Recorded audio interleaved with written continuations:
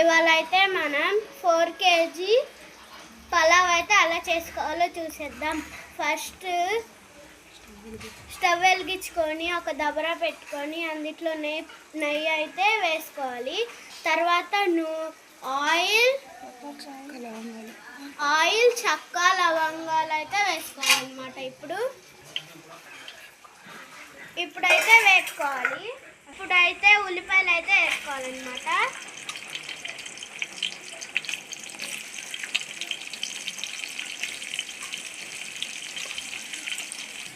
ఇప్పుడైతే పచ్చిమిర్చి అయితే వేసుకోవాలన్నమాట.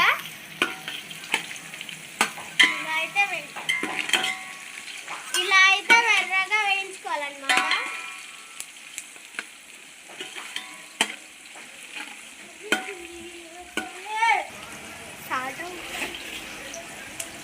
ఇప్పుడైతే ఉప్పు అయితే వేసుకోవాలన్నమాట.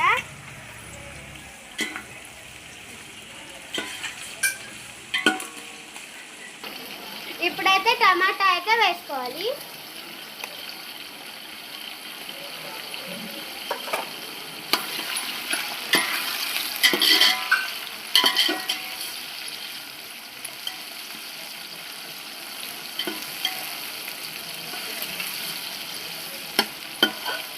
ఇలా అయితే వేగిన తర్వాత అల్లం వెల్లుల్లిపాయ పేస్ట్ అయితే వేసుకోవాలి.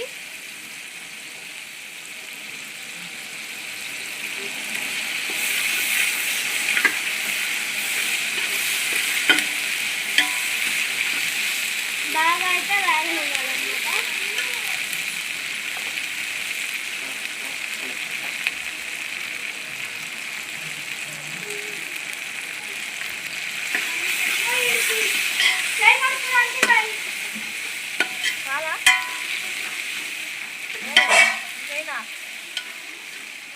ఇప్పుడైతే కారం అయితే వేసుకోవాలన్నమాట. ఇప్పుడైతే పెరుగు వేసుకోవాలన్నమాట.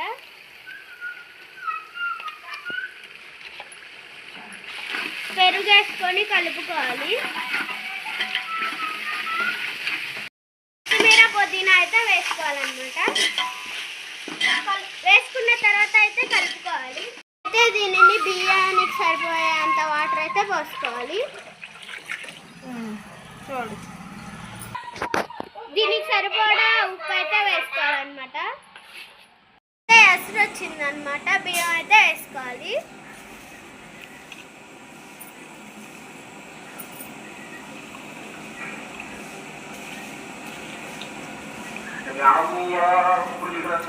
నాలుగు కేజీల బియ్యాన్ని అయితే వేస్తున్నాం.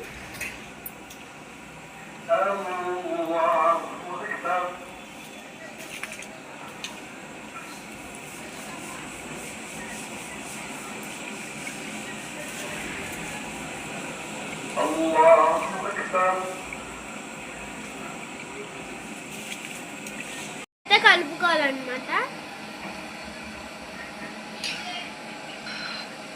దీన్ని అయితే ఉడకనివ్వాలి. ఇప్పుడు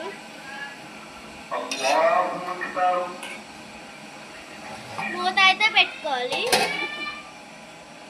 అయితే కొంచెం దగ్గరికి పడింది అనమాట. ఇంకా ఉడకబెట్టుకోవాలి. అయితే పేపర్ వేసుకోవాలన్నమాట.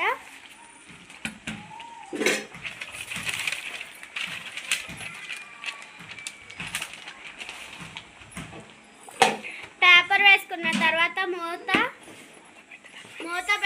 పెట్టిన తర్వాత దాని మీద ఒక దబర అయితే పెట్టుకోవాలి. మగ్గనివ్వాలి. మన పలావ్ అయితే రెడీ అయిపోయింది అనమాట. మీరు కూడా ట్రై చేయండి. మా ఛానల్ని లైక్ చేయండి. మన బిర్యానీ అయితే రెడీ అయిపోయింది అనమాట.